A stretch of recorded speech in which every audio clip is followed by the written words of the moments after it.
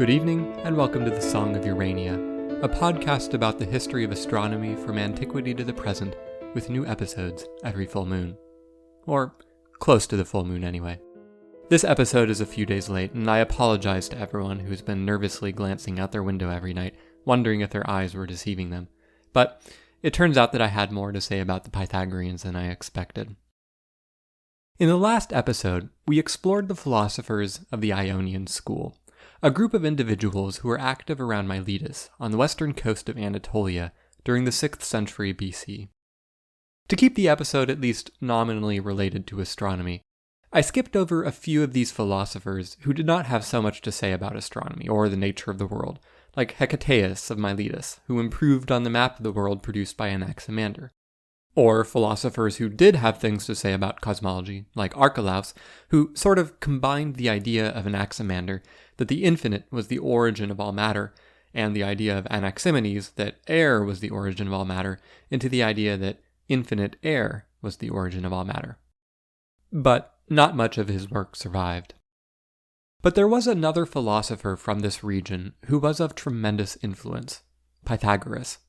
But his philosophy was so radically different from that of his compatriots in Ionia that he in no way can be lumped together with the philosophers of the Ionian school. These philosophers, with Thales as the intellectual godfather of them all, were also appropriately called natural philosophers. They were very much interested in explaining the physical world around them. Now, this was not their exclusive remit, and some of them, like Heraclitus, were more interested in explaining the follies of man, war, and ontology than the physical world.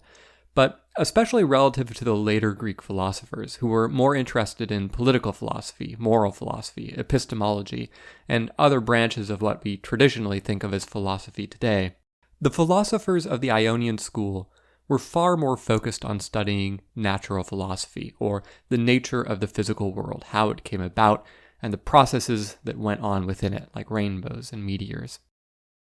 Pythagoras, however, cannot neatly be fit into the tendencies of this particular school, and his influence was so pervasive that we really have no choice but to treat him separately. Now, today we think of Pythagoras as the triangle guy. His name is most closely associated with the Pythagorean theorem, which states that the sum of the squares of the lengths of the two sides of a right triangle are equal to the square of the length of the hypotenuse. So from this, in modern times, most people, to the extent that they have heard of Pythagoras, tend to associate him with mathematics and think of him as an early mathematician. And this association is not entirely wrong, because numbers played a central role in Pythagoras' philosophy. But his life encompassed far more than mathematics alone. In the centuries after his death, Pythagoras acquired an almost mythical status, and the philosophical school he cultivated, a group of individuals called the Pythagoreans, was not really comparable to the other philosophical schools that sprang up around ancient Greece, but might be seen as something closer to a cult today. Pythagoras could plausibly be called a mathematician, but he could also plausibly be called a philosopher, a mystic, or even a cult leader. The classicist Walter Burkert described Pythagoras' position this way, quote, "The material seems to fall into the pattern each inquirer is looking for. The historian of science rediscovers Pythagoras the scientist. The religiously minded shows us Pythagoras the mystic. The anthropologist finds shamanism, and the philological scholar may play off against one another the contraction of the tradition so that the critical virtuosity may sparkle over a bog of uncertainty. Pythagoreanism is thus reduced to an impalpable will-o'-the-wisp, which existed everywhere and nowhere." End quote. Now, as I have been saying somewhat monomaniacally, one of the main difficulties in understanding the thought of the oldest Greek philosophers is that for the most part they wrote nothing down, and Pythagoras is no exception. There's some very tenuous circumstantial evidence that perhaps he may have written some treatise, but even if he did, it was lost and no fragments survive anywhere. So everything we know about Pythagoras comes to us second-hand, or even third-hand, or more, through other sources. And here, the tremendous influence that Pythagoras had is both a curse and a blessing. It is, of course, a blessing in that because he influenced so many other thinkers, his ideas were transmitted down the ages through a variety of sources, But it is simultaneously a curse in that through his influence on other thinkers, it can be hard to understand where his ideas end and the ideas of others begin. Nowhere is this problem more acute than with Platonism. One of the most important sources we have for the ideas of Pythagoras and the Pythagoreans is Aristotle, who was writing maybe 150 to 200 years after Pythagoras. But of course, Aristotle was taught by Plato, and Plato was so heavily influenced by Pythagorean thought that many of the foundations of Platonism may have come originally from Pythagoras, but been so natural to Aristotle that he attributed them to Plato. Aristotle spends a great deal of time in his work Metaphysics trying to explain the ideas of the Pythagoreans and Plato and to distinguish the two. But one of the central problems in the study of ancient philosophy is disentangling the contributions of Plato from the contributions of Pythagoras. To make getting at Pythagoras the man even trickier, Aristotle himself never actually refers to Pythagoras. Instead, he exclusively refers to the Pythagoreans, and in many cases, he uses a phrasing that is usually translated as the so-called Pythagoreans.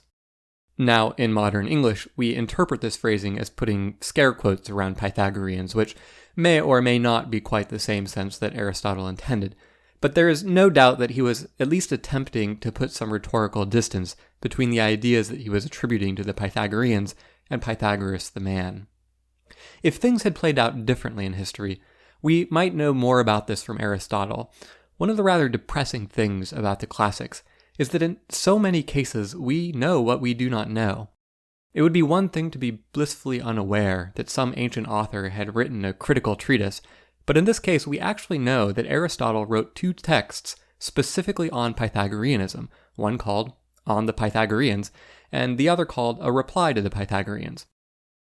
But, with the exception of a few fragmentary quotations, these have been lost, so we can only dream about what might have been contained in them. Well, fortunately, Aristotle is not the only source of writings about Pythagoreanism. One of the earliest references to Pythagoras is due to Heraclitus, the somewhat grouchy philosopher we learned about in the last episode. As you might expect, Heraclitus was not very impressed with Pythagoras. He writes, quote, "Pythagoras, the son of Nicarchus, practiced inquiry most of all men. He made a selection of these writings and created his own wisdom. Much learning, artful knavery." End quote. This is an interesting fragment because the formal introduction of Pythagoras, the son of Nicarchus, tells us that this is the first time Heraclitus is writing about Pythagoras in the document, sort of like how today we might introduce a figure by their full name, but then refer to their last name throughout the rest of the document. The statement that he, quote, "made a selection of these writings and created his own wisdom," implies that Heraclitus believed that Pythagoras didn't have any original ideas, but passed off other ideas as his own. A very small number of Pythagoreans wrote their own philosophical treatises, but this should ipso facto make us somewhat suspicious, because the Pythagoreans were notorious for their secrecy. What makes things even harder, too, is that it is easy to assume that the ideas that these later Pythagoreans wrote down, sometimes writing centuries later, were identical to the ideas of Pythagoras. But it's hard to believe that a philosophical school that had persisted for centuries would have had no new ideas in that time. So it seems very likely that later Pythagoreans developed new doctrines, but what did the later Pythagoreans say, and what did Pythagoras himself say? It's also entirely possible that Pythagoras was himself influenced by the ideas of some of his followers. One of the more important sources here is from a Pythagorean named Philolaus. In the late 5th century BC, about 100 years after Pythagoras, Philolaus wrote extensively about astronomy, among other things, so much of what we know about the astronomy of the Pythagoreans comes to us through him.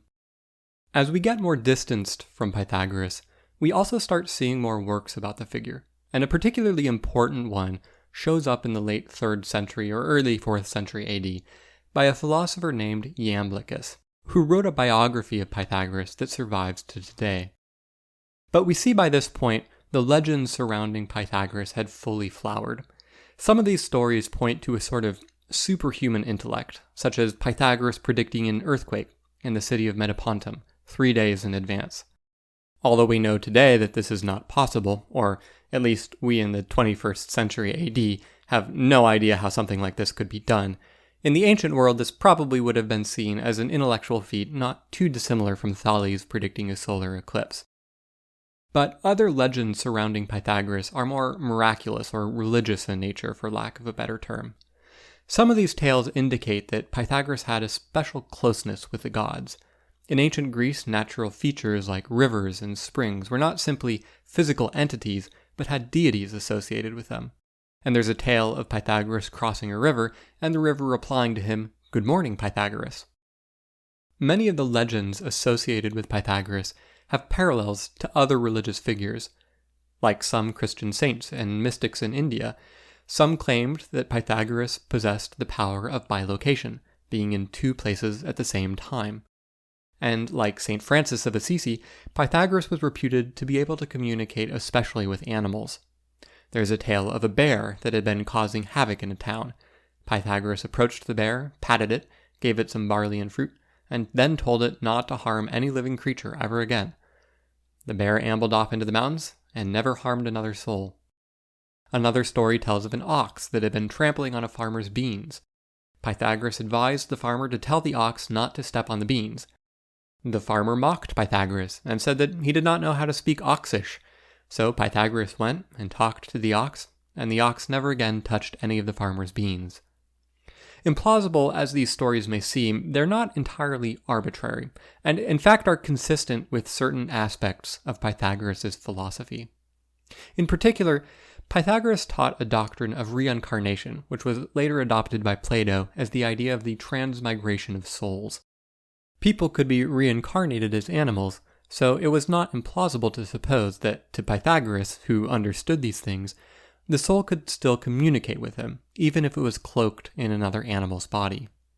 The story of the ox trampling on beans also points to the special relationship that the Pythagoreans had with beans, which we'll talk about in more detail in a little bit. One of the really fascinating things about Iamblichus's biography is that certain elements parallel Christianity. Now, as I mentioned, Iamblichus was writing in the late 3rd century or early 4th century AD, long after the Gospels had been written, so it is more likely that he was influenced by Christianity rather than Christianity being influenced by Pythagoras.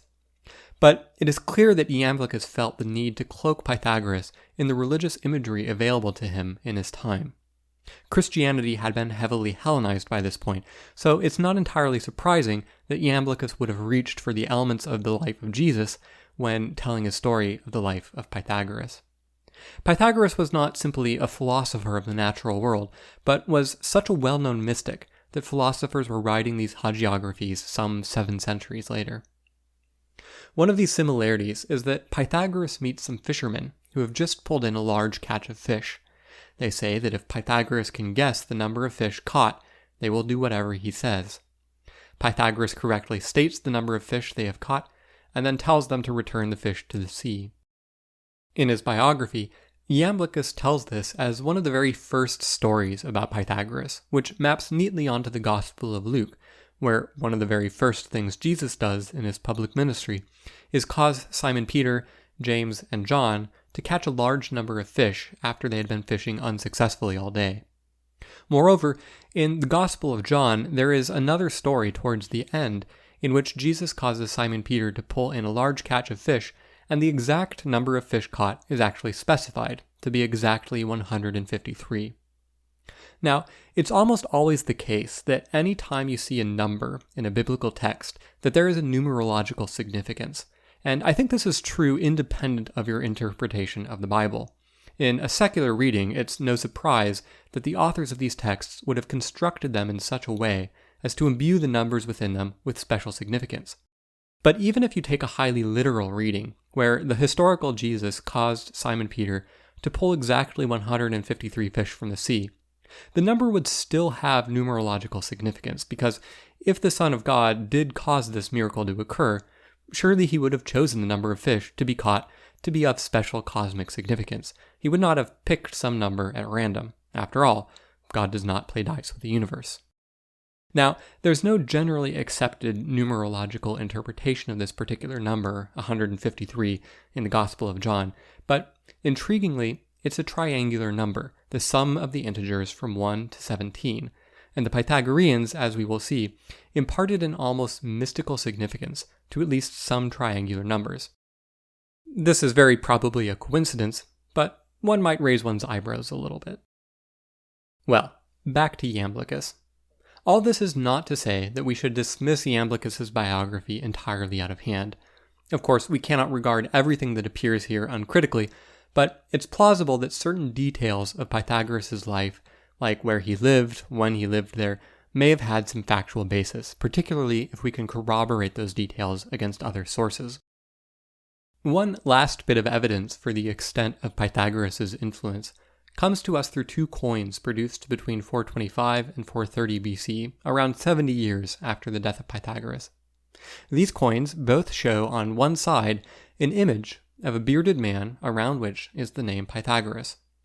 In those days, individual cities produced their own coins, and the master coiner was not permitted to put his own likeness on the coin, so he would usually choose some symbol, a statue of Apollo, an attacking warrior, a Pythian tripod. For whatever reason, the coiner of these particular coins chose Pythagoras as a symbol. So, what do we know about Pythagoras the man? He was born around 572 BC on the island of Samos, which is right off the coast of modern-day Turkey, not very far from the city of Miletus. For its time, Samos was a very wealthy island. Sometime in Pythagoras' youth, the town managed to construct a tunnel through Mount Castro to provide it with water, today called the Eupalinian Aqueduct. This tunnel is more than a kilometer in length. Even more impressive, the tunnel was dug from both ends and met in the middle. Ensuring that the two ends of the tunnel met in the same spot was an extraordinary engineering feat. And from modern surveying, we can see that in the vertical plane, the two ends were only a few millimeters offset from each other. So Samos had to be quite well off to afford public works on this scale. Now, the sources say that at some point as a young man, Pythagoras traveled to the east and learned his wisdom there. We saw something similar with Thales. Later authors said that he went to Egypt and learned the secrets of astronomy and brought them back to Greece. Well, so it was with Pythagoras. Most sources say he went to Egypt where he learned mathematics. Some sources describe difficult trials that Pythagoras had to endure to learn the secrets of the Egyptian priests. The pharaoh sends him to the temple in Heliopolis, but the priests pawn him off on the priests in Memphis by telling him that the priests there are of an older tradition and that is where the real secrets are known. And then the priests in Memphis tell him that if he really wants true knowledge, he should really go to the priests of Diospolis. So he passes from town to town until finally he comes to the oldest order of priests, who try to discourage him by requiring him to follow a severe asceticism and strict set of rituals. But then they are astonished when he eagerly takes up all the trials they give him and finally relent and teach him their secrets. Some other sources expand Pythagoras' travels beyond Egypt. He went to Babylonia to learn astronomy. He learned secrets from the Jews, the Phoenicians, even the Persians. The trope of the teacher gaining his wisdom from travels in the Orient is common enough that we cannot be sure that it in fact happened. But at the same time, in those days, there was plenty of travel around the Mediterranean, so it's perfectly realistic that Pythagoras could have traveled to Egypt, or elsewhere in the Near East for that matter. But he then returned to Samos, where he started a philosophical school, the semicircle of Pythagoras. But for one reason or another, he left Samos at around age 40. Writers who are sympathetic to Pythagoras say that he prized freedom and had become fed up with the local tyrant. Authors who are less sympathetic say that he was a wannabe tyrant himself and was attempting to impose his rules on an unwilling city and was driven out.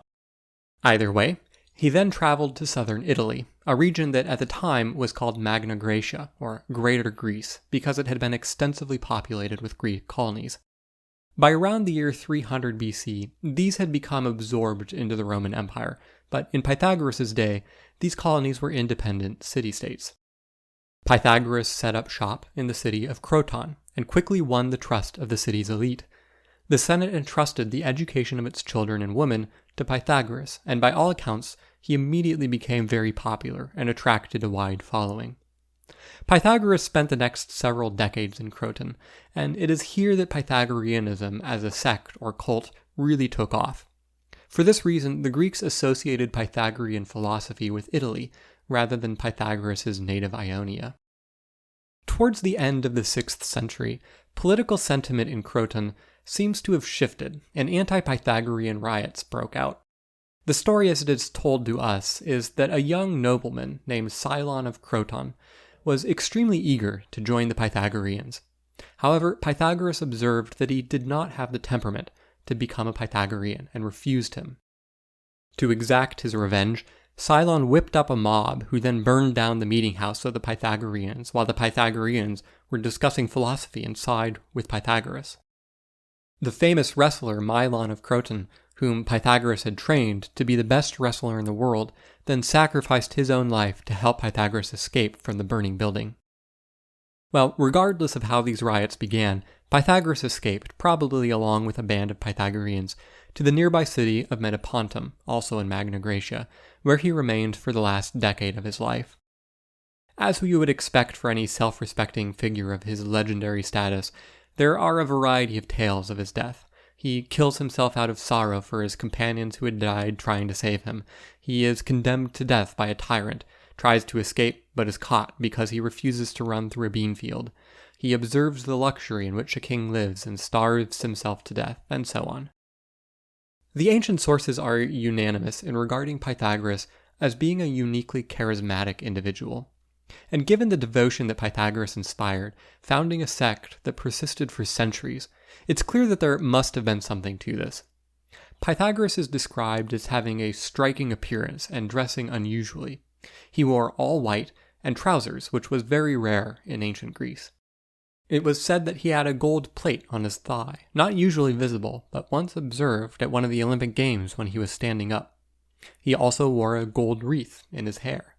And he was an exceedingly gifted speaker.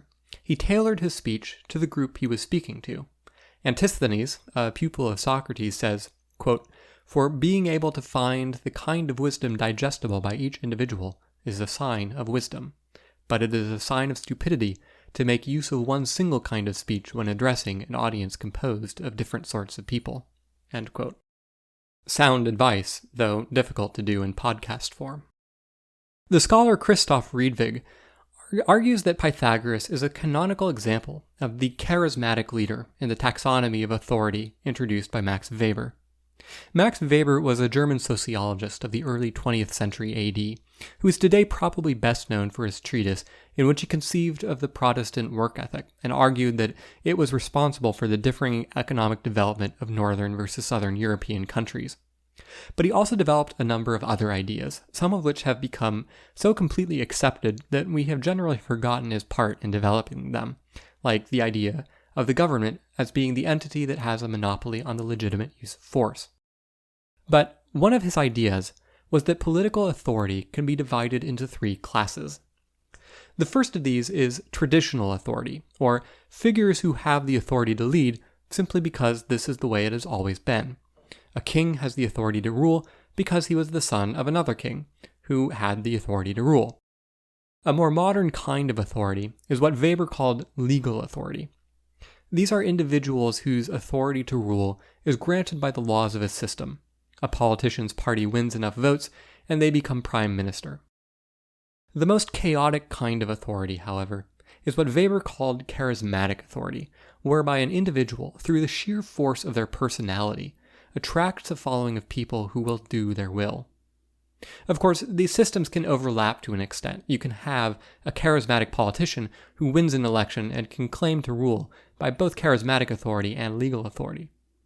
But a charismatic politician who attracts enough people to vote for them so they win an election is nevertheless a leader who is primarily operating in the domain of legal authority. A politician who attracts enough people to rig or overturn an election is primarily operating in the domain of charismatic authority. But the danger with charismatic authority is that it rests entirely on the personality of an individual. Once the individual is gone, the authority disappears, and the system must either transform into one of the traditional or legal authorities. at least until another charismatic figure appears. Much of the superstructure of Frank Herbert's science fiction series Dune centers around exploring what happens when a system controlled by a traditional authority figure collides with a new charismatic leader, and then how a new traditional or legal authority emerges after the charismatic leader has left. In the case of the Pythagoreans, about a century after Pythagoras died, there came to be two factions, the acousmatics and the mathematicians, with the acousmatics loosely operating in the domain of traditional authority and the mathematicians in the domain of legal authority.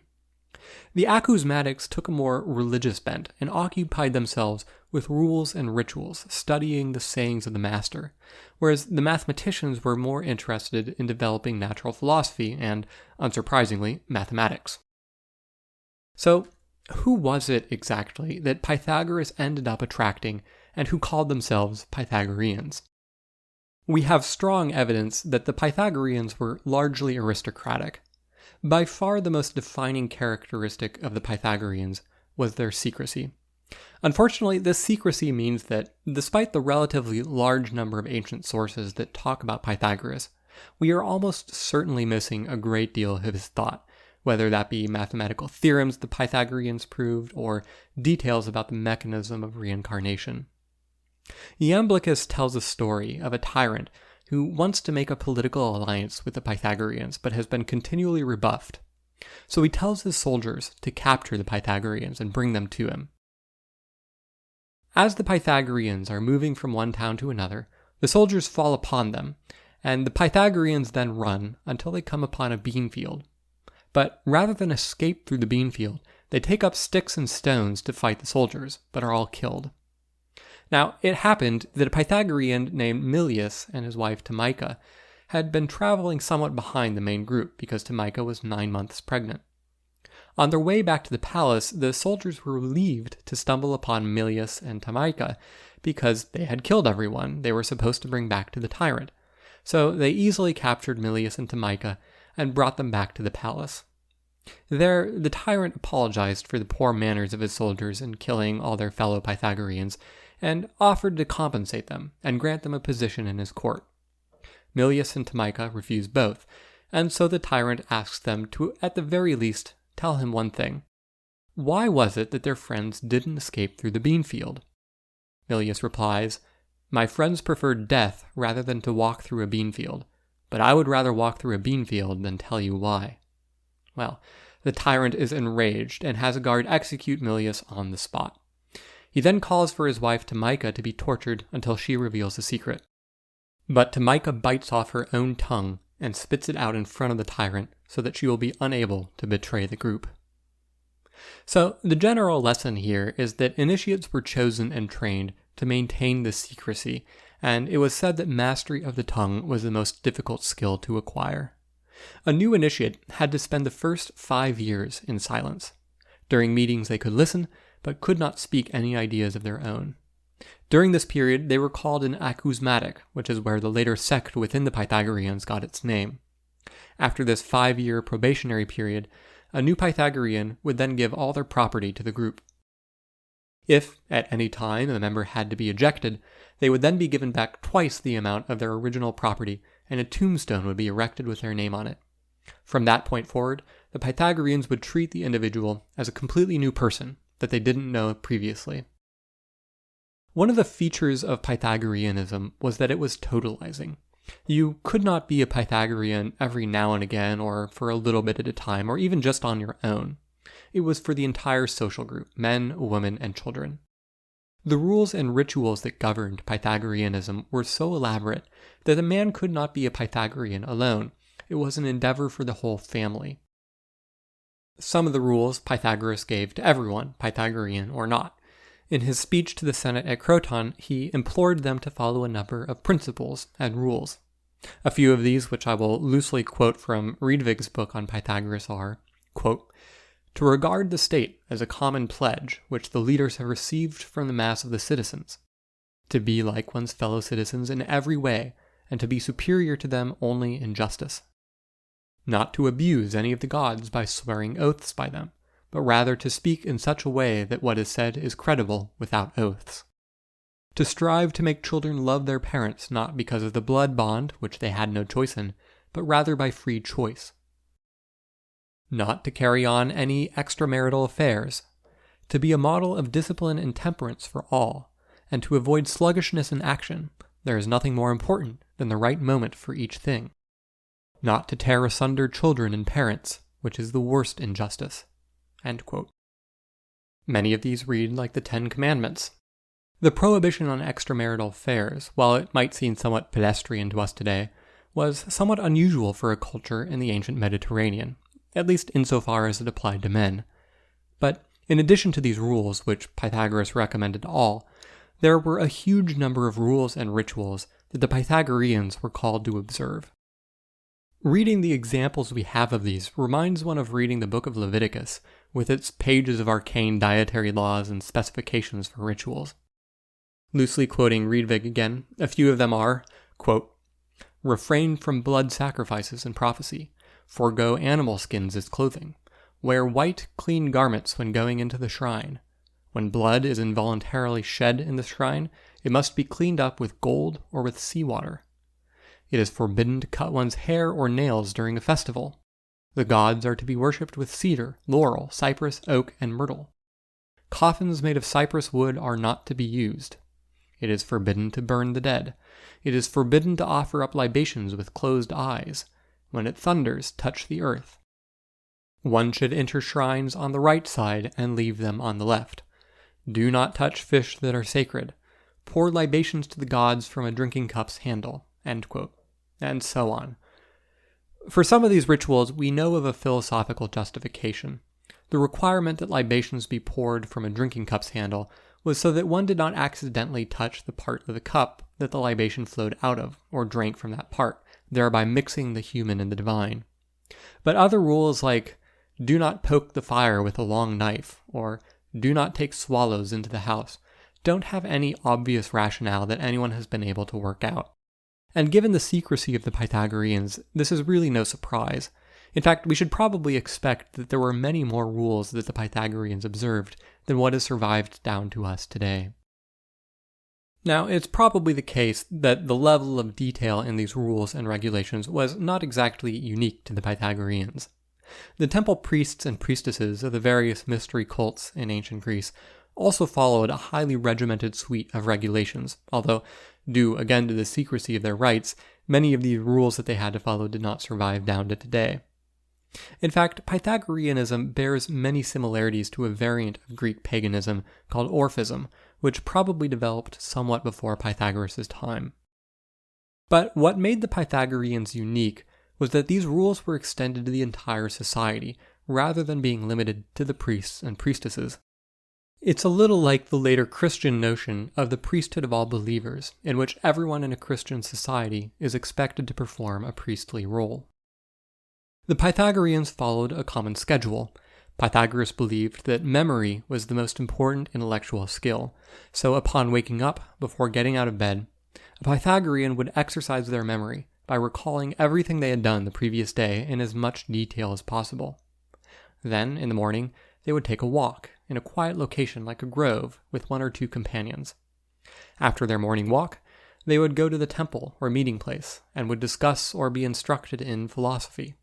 And in the afternoon, they would exercise by wrestling, running, or other athletic activities, and would generally care for their bodies with oil rubs. Finally, in the evening, they would take some time for quiet reflection.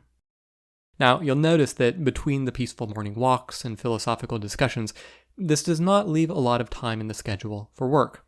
This is clearly the schedule of an aristocrat, and as you'll recall, the Pythagoreans were drawn from the aristocracy. As you might imagine, being a Pythagorean was a full-time commitment, and more than that, it was certainly not something you could do alone. A man or woman could not decide to become a Pythagorean and just do that on their own. To live this way, the whole family had to be on board. Pythagoras therefore had something to say to everyone, children and women along with men. We heard some of Pythagoras' opinions on children already, that the goal should be to get them to love you of their own free will, and that tearing children away from their parents is the worst injustice. Pythagoras had a high opinion of children.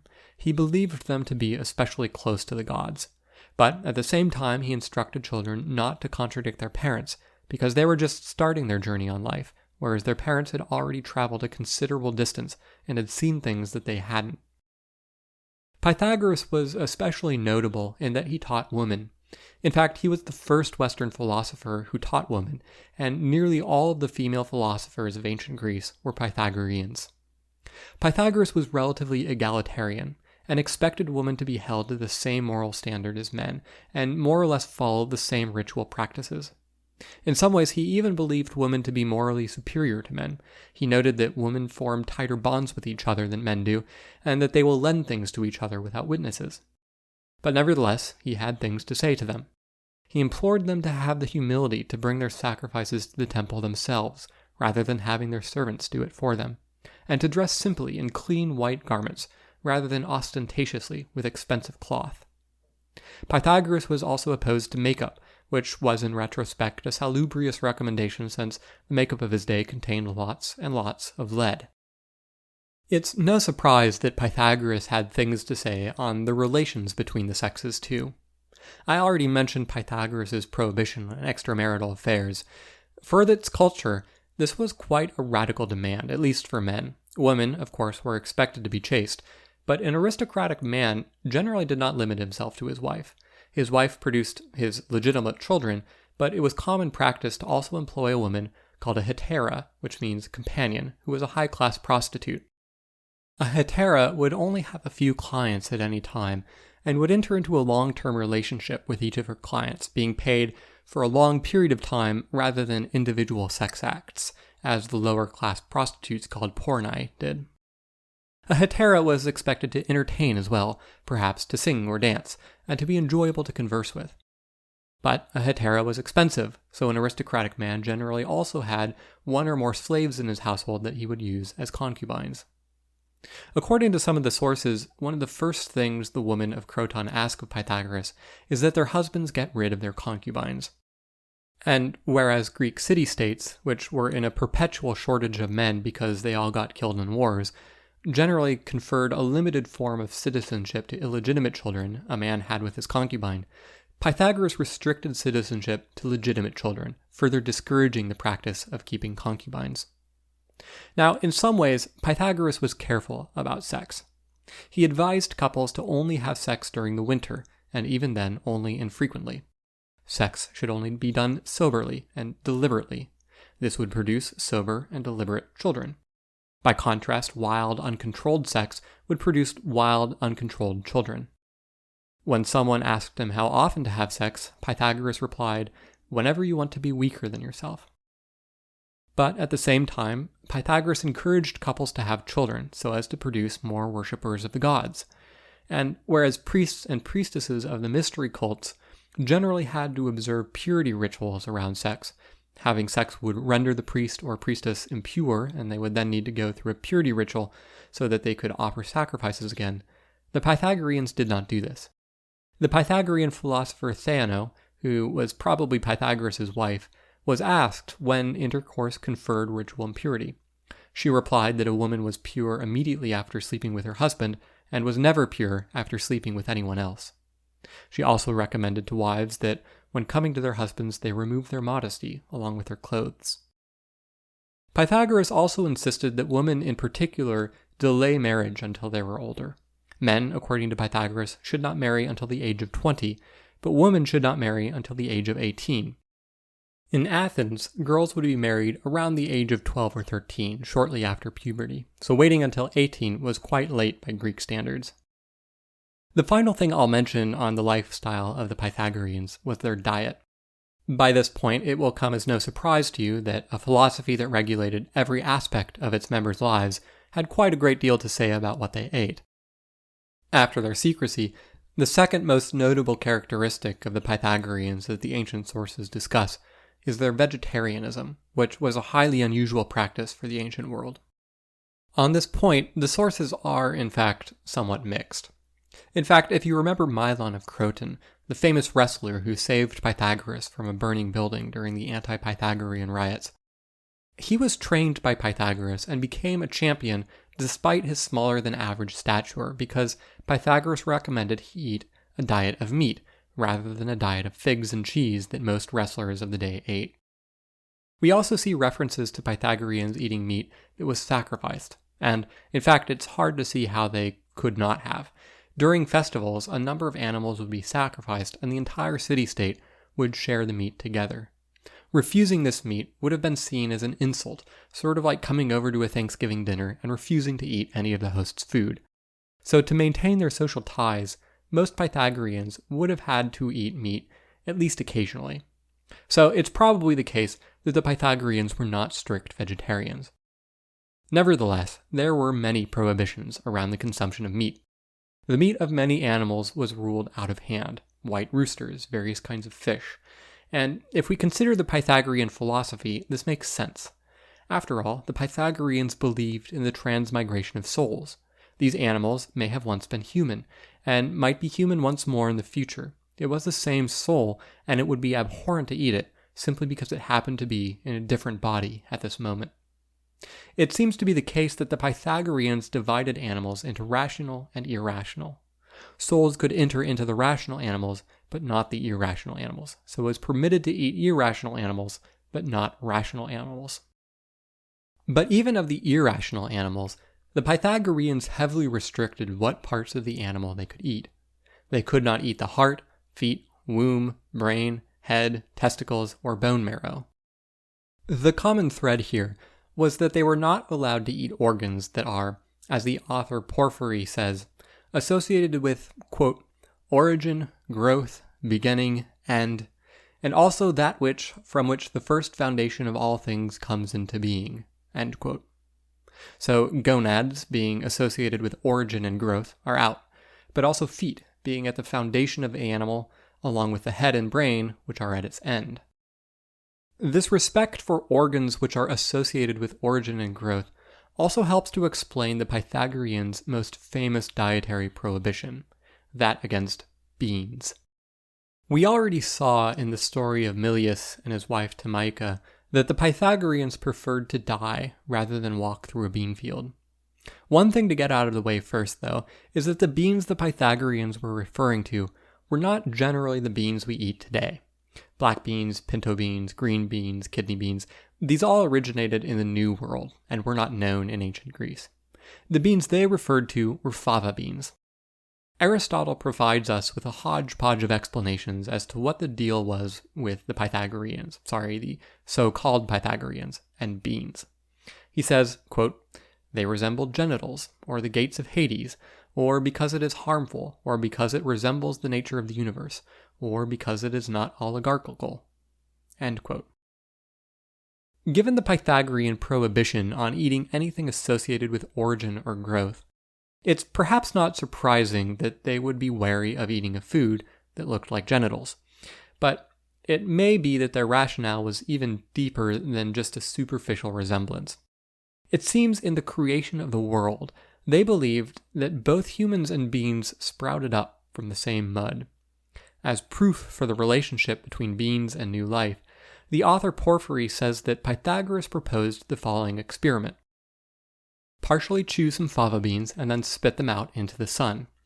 Leave them there for some time. When you come back, you will find that they smell like semen. A researcher in the 1960s replicated this experiment and verified that, indeed, the result does smell, quote, something like sperm, end quote.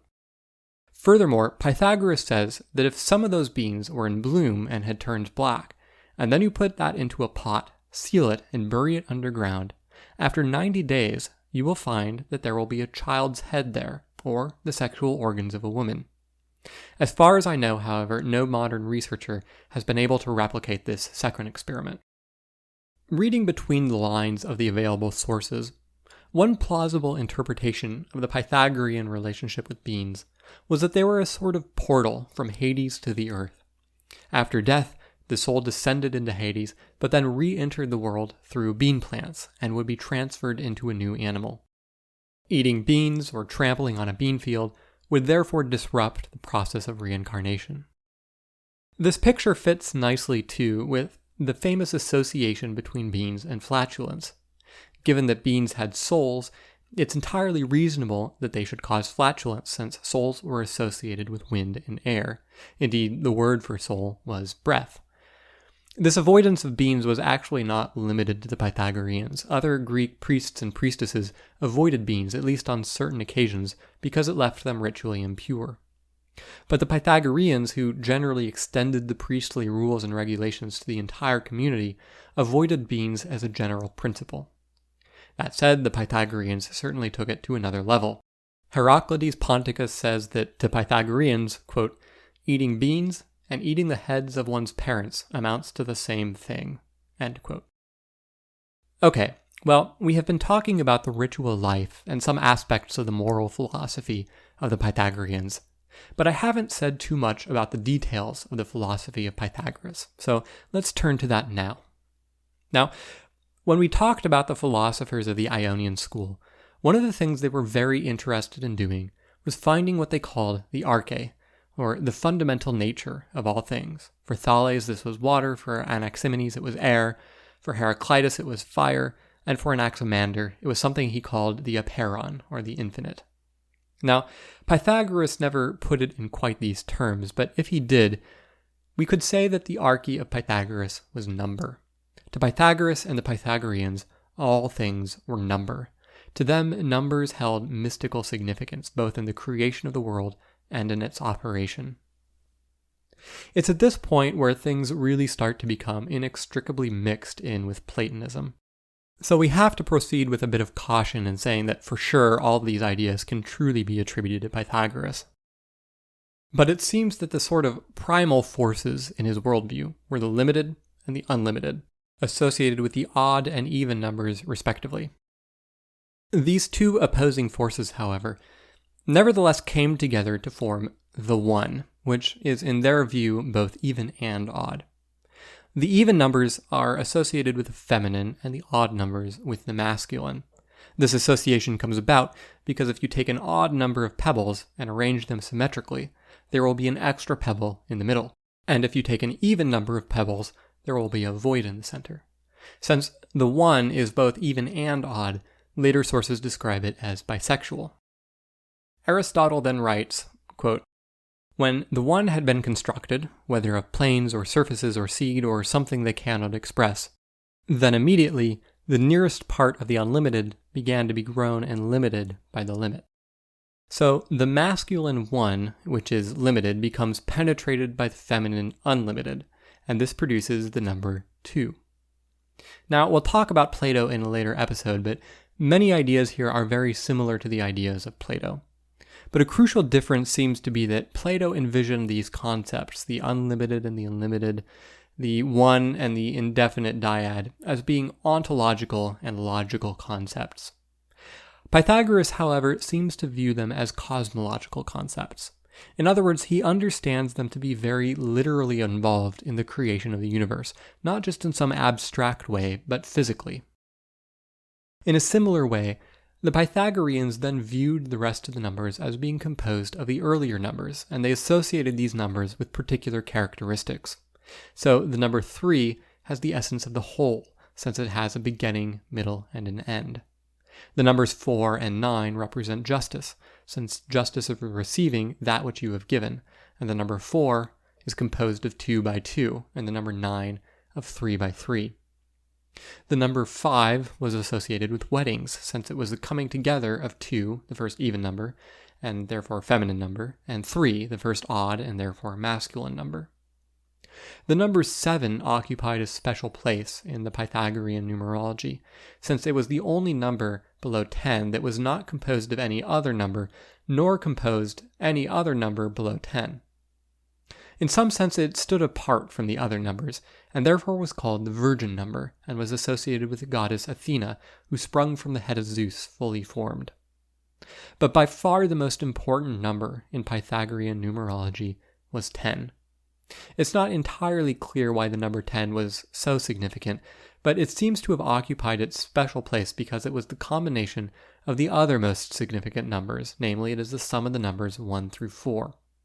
In the Pythagorean system, these numbers are foundational not just mathematically because they're the smallest integers, but also cosmologically.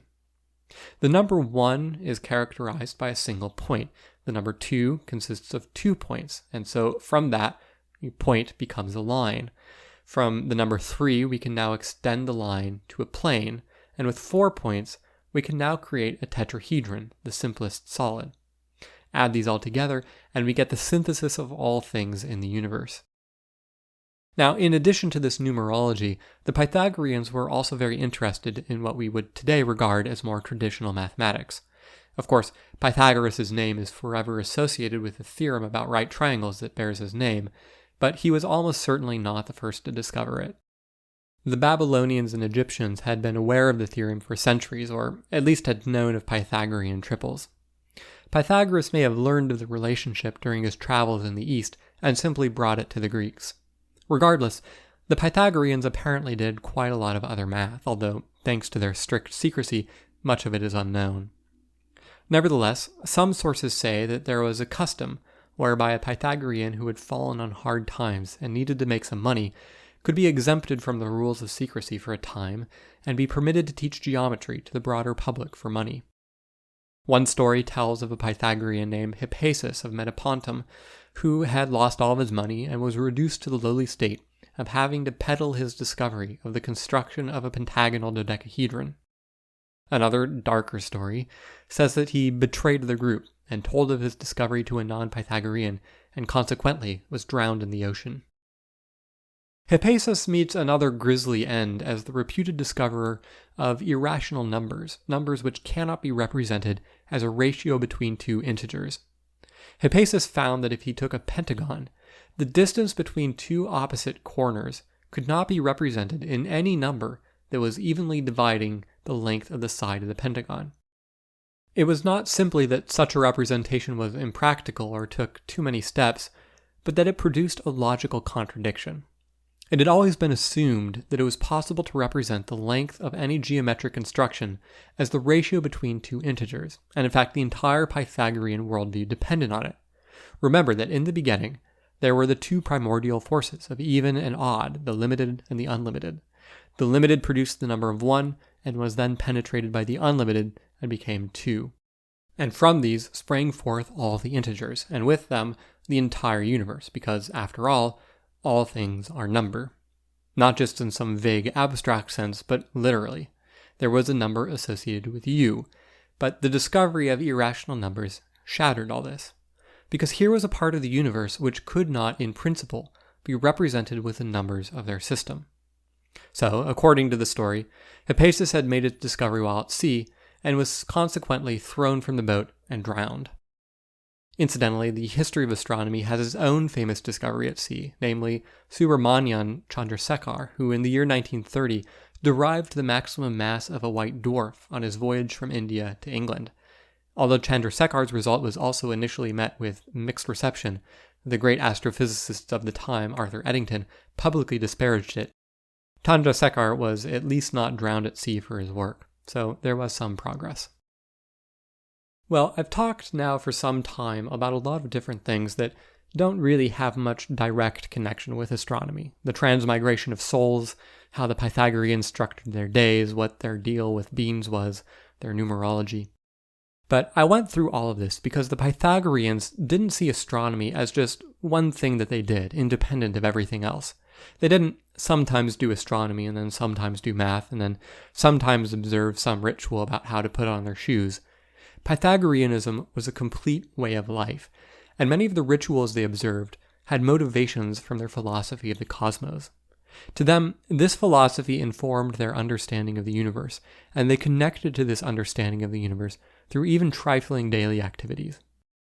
But now that we have laid the foundations of the Pythagorean philosophy, it's finally time, at long last, to turn to their astronomy, because this is, after all, a podcast about the history of astronomy. Now, as I mentioned towards the beginning of this episode, most of our understanding of Pythagorean astronomy comes to us through a Pythagorean named Philolaus, who lived about a century after Pythagoras. Now, why he dared to write these ideas down, given the secrecy of the Pythagoreans, we cannot say. Perhaps he had fallen on hard times. But because our sources are so limited, we really have a hard time saying to what extent the cosmology that Philolaus set down was due to Pythagoras himself, held by the Pythagoreans generally, or were his own idiosyncratic ideas. Based on some remarks in Aristotle, it seems as though Pythagoras' cosmology was originally geocentric, but by Philolaus' time it seems that the Pythagorean cosmology had moved beyond geocentrism. Now, most cosmologies, really throughout history, were either geocentric and placed the Earth at the center of the universe, or heliocentric and placed the Sun at the center of the universe. But the Pythagorean cosmology was neither. Instead, they placed at the center of the universe an object which we will call the central fire, but they had many names for it: the Tower of Zeus, the Throne of Zeus, the Hearth of the universe, the Mother of the Gods, the Altar, Bond, and Measure of nature. Now, this central fire is not the sun. In fact, the order of the celestial bodies goes like this. You have the central fire at the center of the universe. Around it orbits an object called the counter-Earth. Beyond that is the Earth. Then you have the Moon, then the Sun, then the planets Mercury, Venus, Mars, Jupiter, and Saturn. And finally, you have the fixed stars beyond. Now, the way this is structured, the Earth rotates around the central fire every 24 hours. However, just as one face of the Moon is always turned towards the Earth, so one face of the Earth is always turned towards the central fire. We are on the side of the Earth facing away from the central fire, so we never see it, nor do we see this mysterious other body, the counter-Earth. Now, the central fire exists in order to provide the creative force of the universe. It animates all life in the universe. Fair enough, but what about the counter-Earth? Why did the Pythagoreans add that? It seems that the Pythagoreans had three possible motivations. The first was to explain an empirical phenomenon, namely that lunar eclipses are more frequent than solar eclipses. A solar eclipse is caused by the Moon coming between the Earth and the Sun.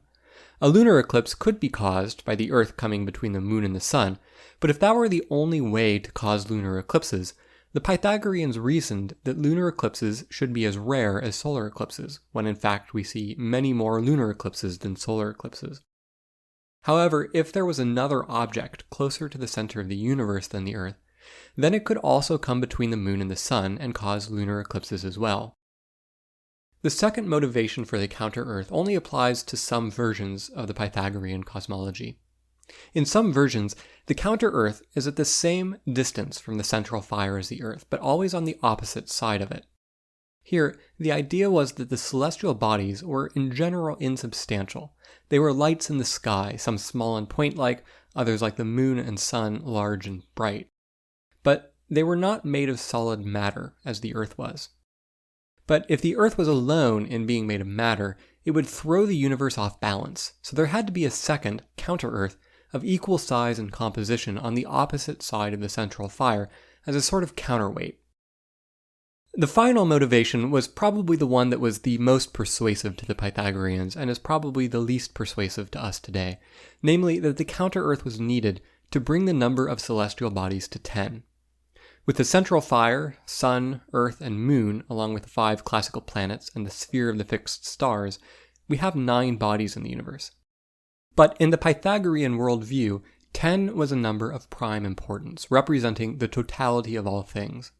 So how could the entire universe be composed of anything except 10 objects? So an extra object needed to be added. But of course, like the central fire, we don't see it in the sky, so it has to be closer to the center of the universe than we are, or at least on the opposite side of the central fire from us. This construction also fit with their cosmogony, their understanding of the creation of the world, where we see the number 1 first being created, being manifested by the central fire, then the number 2 being represented by the counter-Earth, and then the subsequent numbers, each one becoming manifested in a celestial body. The Earth becomes associated with wholeness as the number 3, having a beginning, middle, and end, and by the time you get to the most distant object, the fixed stars, you arrive at the number 10, which encompasses the totality of all things, just as the stars represent the furthest limit of the universe and encompass all material things. And again, here it's very easy to apply a Platonic interpretation of this worldview, and suppose that there is an analogy between the numbers, the concepts associated with the numbers, and the celestial bodies. But Aristotle is very clear that one of the key differences between Platonic and Pythagorean philosophy was that the Pythagoreans interpreted this quite literally. Aristotle personally believes the Pythagorean worldview to be somewhat confused in that it mixes up very different concepts together in the word number. A number can refer to an ordering, an abstract notion of amount, a spatial extent, a ratio, and so forth. We, along with Aristotle, understand these meanings to all be different concepts, even if we use as shorthand the same word, number, to refer to all of them.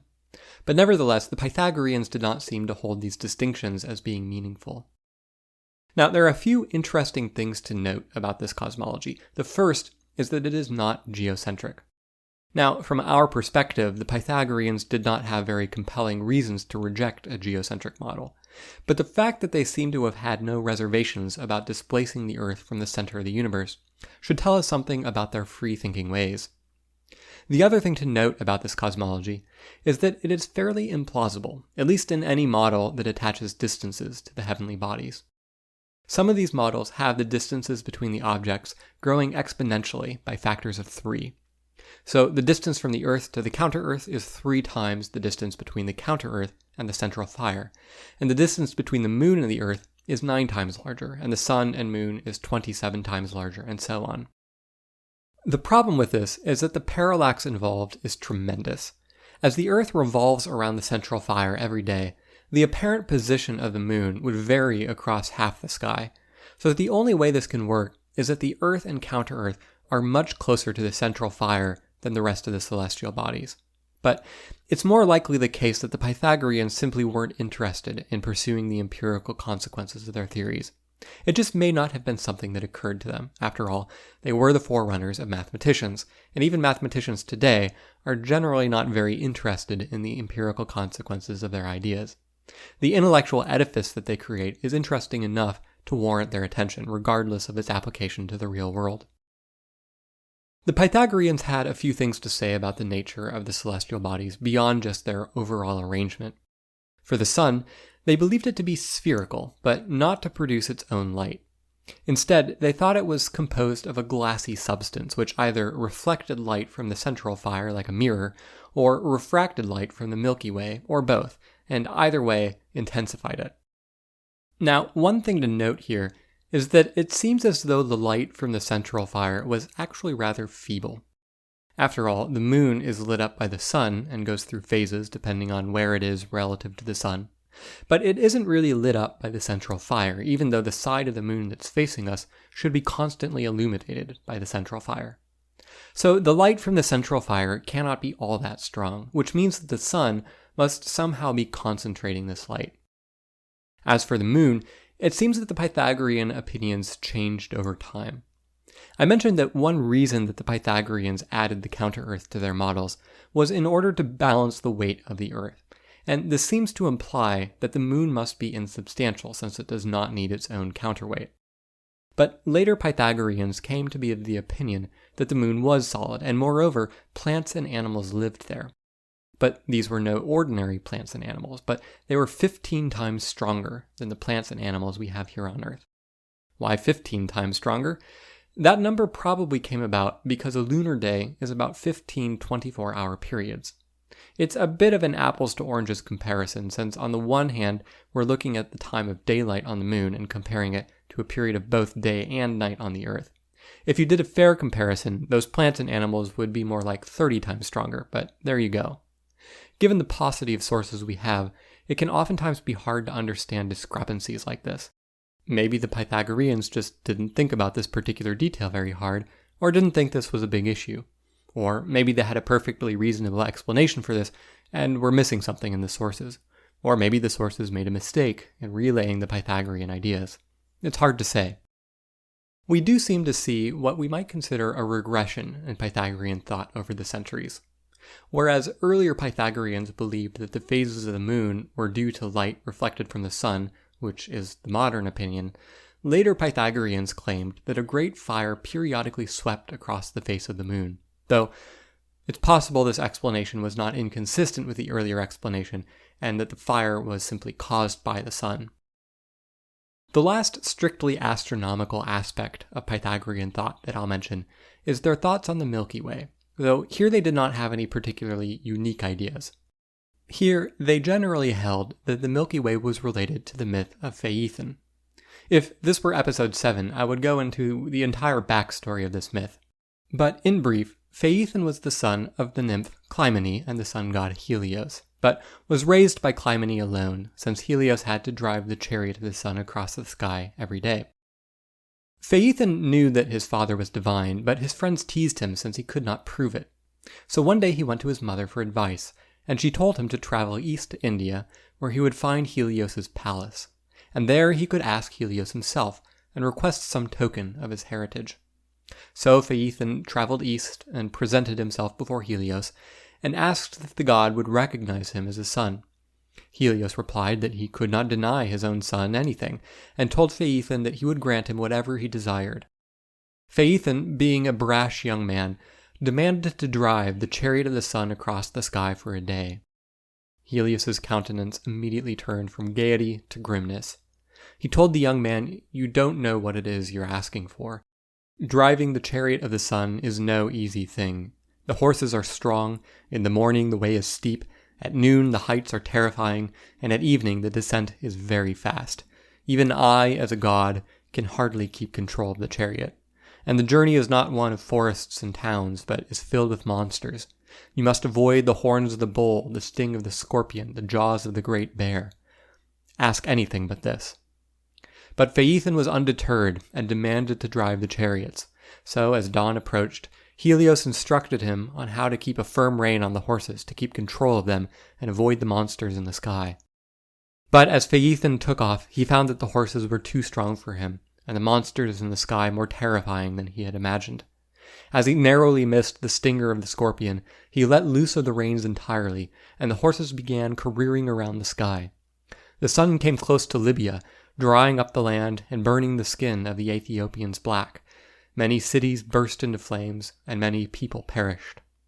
Finally, Zeus, who had been watching the chaos from Olympus, could permit this no more, and sent down a lightning bolt to strike Phaethon dead and end the sorry affair. According to Pythagoreans, then, the Milky Way came about during the incident of Phaethon's journey across the sky. There were a variety of particular explanations: that it was a trail of stars that had been dragged from their original place by the sun, or that it was bits of the sun that had broken off during its chaotic journey, or that this was the original path of the sun before Phaethon had modified it. Some more naturalistic explanations held that the Milky Way was nothing more than refracted light from the sun, similar to a rainbow.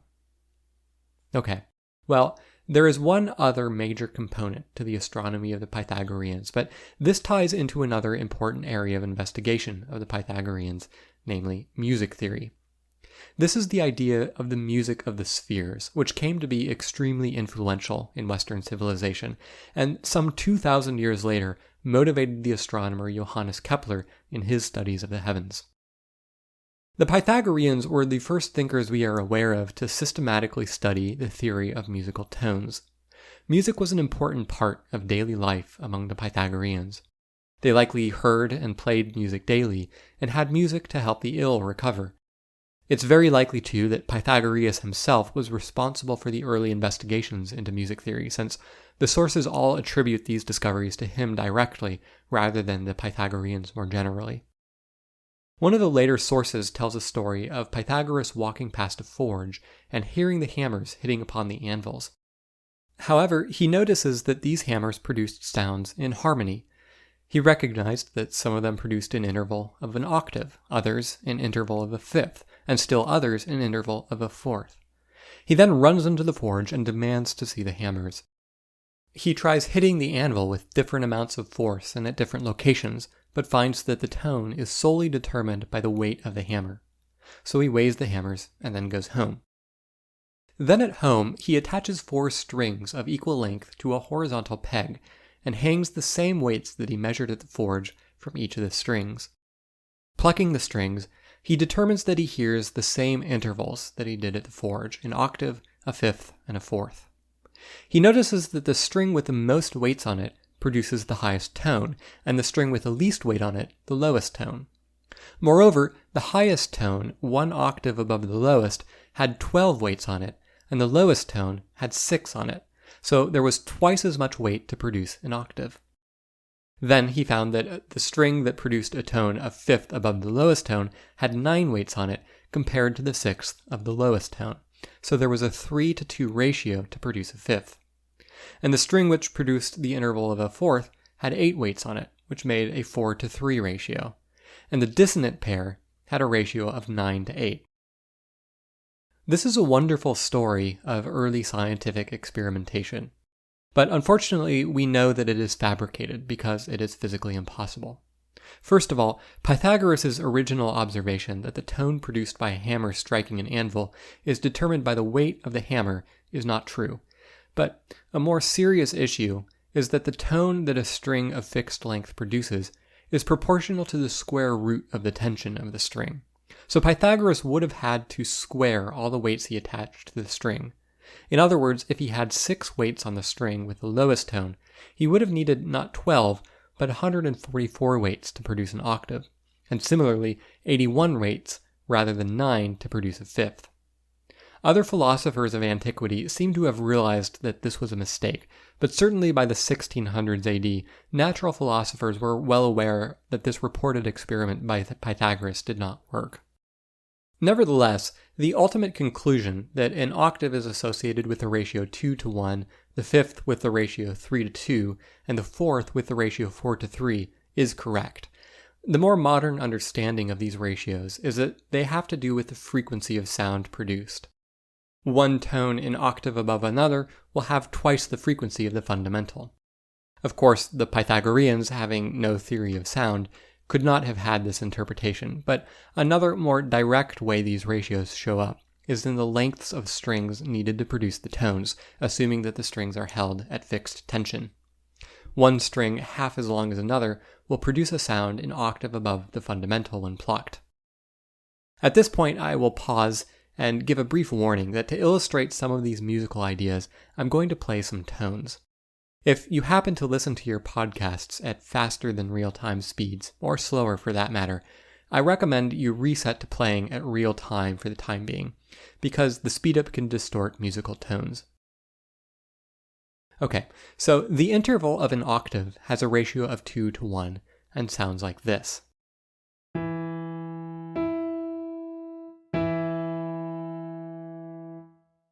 And the interval of a fifth has a ratio of 3-to-2 and sounds like this.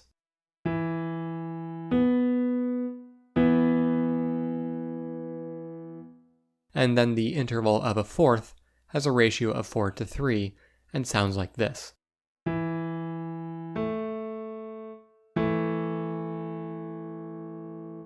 However, if you play the upper notes of the fourth and fifth, you get a whole tone, which, when played together, is dissonant.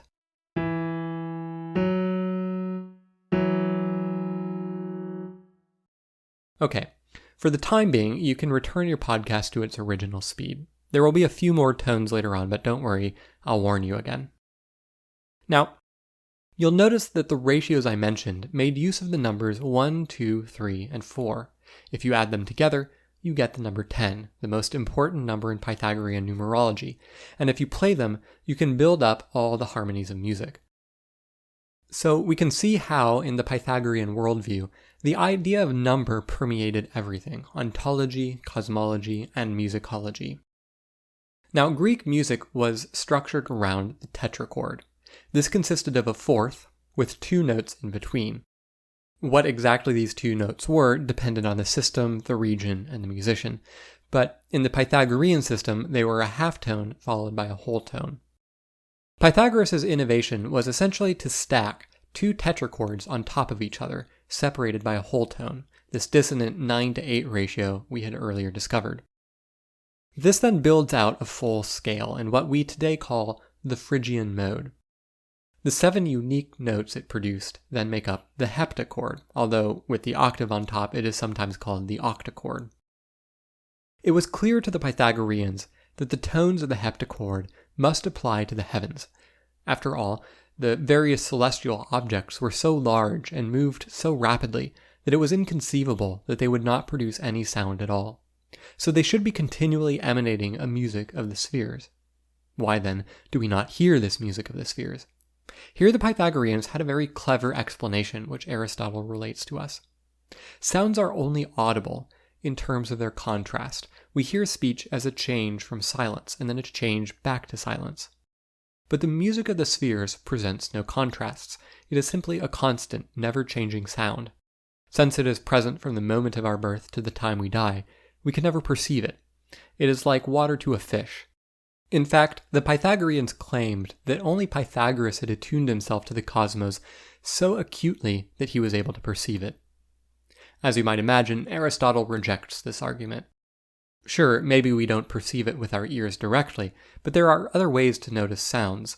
If there is a very loud sound, objects start vibrating and even shatter. But we don't see trees and rocks and boulders shattering from the music of the heavens, even though it must be a tremendous pervasive roar. Well, there Aristotle goes being a party pooper again. But what did the music of the spheres sound like to the Pythagoreans? According to the Pythagoreans, the tone produced by each of the spheres was proportional to the speed at which it rotated.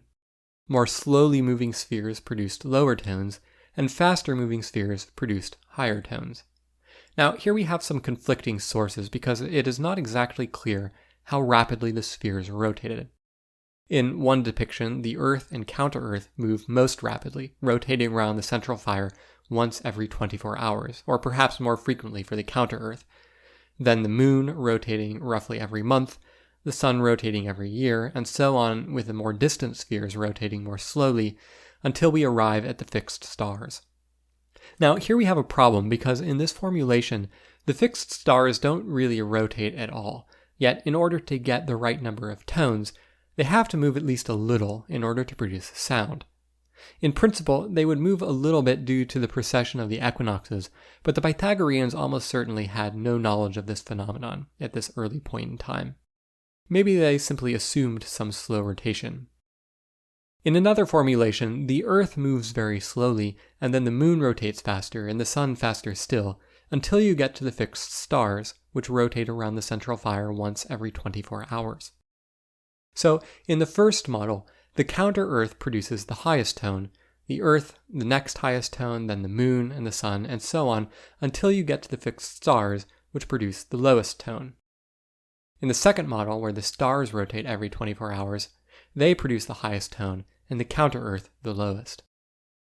Regardless, we still have one problem, which is that there are 10 celestial bodies. Remember, we had to add the counter-Earth to get to that magical number of 10. But there are only 7 tones in the heptachord. We can get rid of one right off the bat. The central fire is at the center of the universe and doesn't move, so it doesn't produce any sounds. But this leaves us with 9 celestial objects and only 7 tones to give them. It seems that the Pythagoreans associated Mercury, Venus, and the Sun with the same tone, because on average, they all have the same angular velocity. So now everything lines up, and every object has a tone, even if it's not a unique tone. And here you might want to set your podcast playback speed back to real time. The 7 tones, then, of the celestial bodies would sound like this.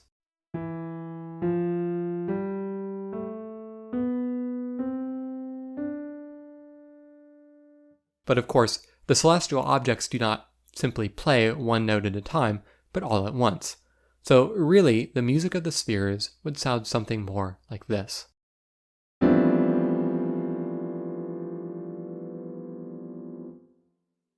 But of course, much louder than your headphones can produce. Well, I have been going for some time now, and while there's more to say about the Pythagoreans, by this point we've hit the high notes: their numerology, their astronomy, and their music theory. This episode was a little unusual in that while I've tried to go more or less chronologically, by virtue of their secrecy, it's hard to separate out the thought of the Pythagoreans into the contributions of individuals, and so they all get lumped together, even though their movement spanned several centuries. But in the next episode, we'll return to the main thread of pre-Socratic astronomy by turning to Xenophanes, Parmenides, and the Eleatic school. I hope you'll join me then. Until the next full moon, or thereabouts, good night and clear skies.